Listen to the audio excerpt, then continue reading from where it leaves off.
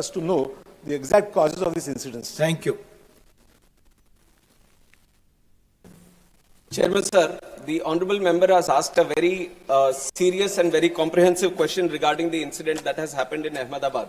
Sir, I would like to start by answering that the investigation process, which is according to the international protocol, the norms which were set by International Civil Aviation Organization, where the state of operation should have their investigation body, and we have our own investigation body, which is the Aircraft Accident Investigation Bureau, which got into the investigation process right after the incident with the subject experts into the site, and they have started their process according to the international protocol, and they have involved subject matter experts, all the international necessary people who are supposed to be participating in the investigation, and they have gone through the first set of investigation process, and they have given us the preliminary report. And if you look at the preliminary report, sir, AIB, as for the first time, so whenever these incidents happen, and if the black box gets damaged, black box is the flight data recorder, which has all the necessary information which gets recorded. And whenever there is a slight damage that happens, it was always, it came to that point, sir, where we were sending the black box outside to the original equipment manufacturer and getting it decoded from that state of manufacture only.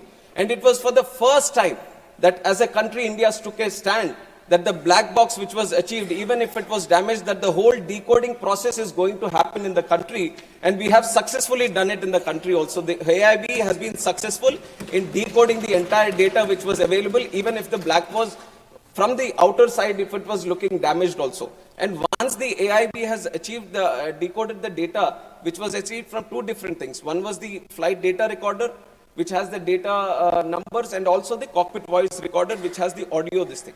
So all these things, taking out the facts, the investigation process, sir, runs on three principles, which is to find out what happened, how it happened, and why it happened. And preliminary report, it is called the preliminary report because it can't address all the things and all the questions that we have right now. And what we, further future action on, it can be the Boeing 787 or the series or the fuel switches and many things which have come under question, or the avionics, which you have also mentioned in your question. To have a definitive answer and a definitive future correction measures, we have to look at the final report, sir. And I can say this to the House and through you to the people of this country also, that the AIB has a very definitive, thorough, rule-based process. They are very transparently looking into the process right now, and they are totally unbiased. This also I can say that the AIB is totally unbiased and looking into the facts. Now, there can be many questions also. I have seen multiple articles myself. I have seen multiple articles not only by the Indian media, but also the Western media trying to promote their own narrative, their own viewpoint, their own kind of consideration. But I have to tell you that the way we are seeing the investigation is through the facts. We want to stand by the truth, not what is happening with the pilots or not what is happening with the Boeing or not what is happening with the Air India or any other stakeholder which is this. We want to stand by the truth. We want to find out what exactly happened, and that is only going to be coming out once the final report has been placed. So we have to respect the process of investigation, and once that process of investigation has happened, then we can talk about what happened and how it happened, and then the corrective measures.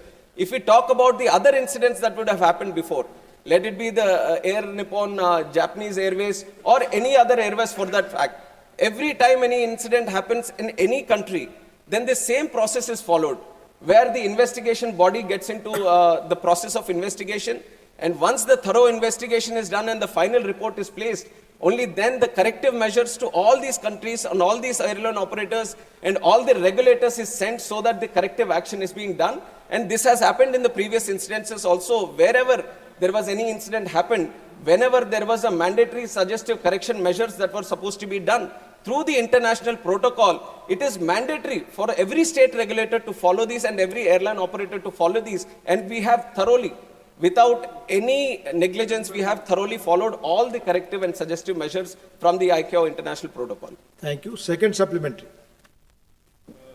Chairman, sir, as we are all aware that the DGCA is the